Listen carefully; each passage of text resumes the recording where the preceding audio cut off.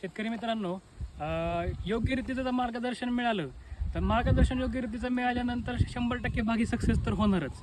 आज आपण आलोय इंदापूरमधील बनकरवाडी या ठिकाणी. हा जो प्लॉट आहे सरासरी 600 झाडांचा पिंक ताईवान जातीचा प्लॉट आहे. सरांची प्रथमतः आपण ओळख करून घेऊ. सर आपलं नाव सांगा. राजाराम बेवा बनकर.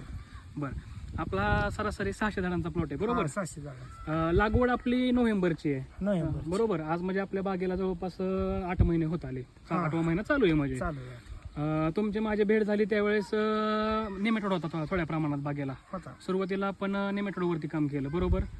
आज मला एक सांगा, 7वा महिना पूर्ण होऊन 8वा महिना सुरू झालाय. आज आपल्या बागेला आपण फोमिंग स्टेजला आणलेलं आहे. सरासरी एका झाडावरती फळ किती आहे तुम्ही मला सांगा. आज 40-50च्या आसपास आहे बरोबर. माझ्या कन्सल्टन्सीने म्हणा किंवा माझ्या मार्गदर्शनाने तुम्ही चालला, तुम्हाला कोणत्या प्रकारची अडचण आली का? काहीच अडचण नाही. नेमॅटोडाच बागेमधला क्लिअर झाला का? झालं. ज्यावेळेस आज आपण बागेला फोम बसवते ह्या स्टेजला तुमच्या भागात भरपूर बाग आहेत, पण आपल्या बाग बघण्यासारखी आहे की नाही? हो, बाग बघण्याची. आपला खर्च आतापर्यंत माझ्याकडून मी जे काही आज तुम्हाला कन्सल्टन्सी केली, कमीत कमी खर्चामध्ये आपण आजपर्यंत बाग आणली बरोबर का? हो. हा. नेमॅटोडवरती तर काम झालं, पण आज फळाला चकाकी म्हणा किंवा झाड आपलं एकही शॉकमध्ये गेलंय का? झाड असं फिनिशिंग मध्ये झाड.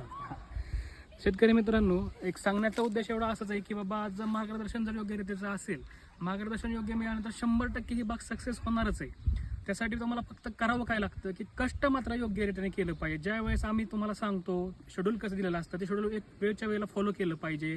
ज्या त्या दिवशी फवारणी घ्यायची म्हटलं फवारणी घेतली पाहिजे. ह्या सगळ्या गोष्टी असतात. छोट्या छोट्या गोष्टी आहेत, ह्या छोट्या छोट्या चुका आपण करतो. जर प्रत्येक गोष्ट जर तुम्ही योग्यरित्या केली तर ही बाग 100% सक्सेस होणार आहे. हे आज आपल्यासमोर एक जिवंत उदाहरण आहे. धन्यवाद.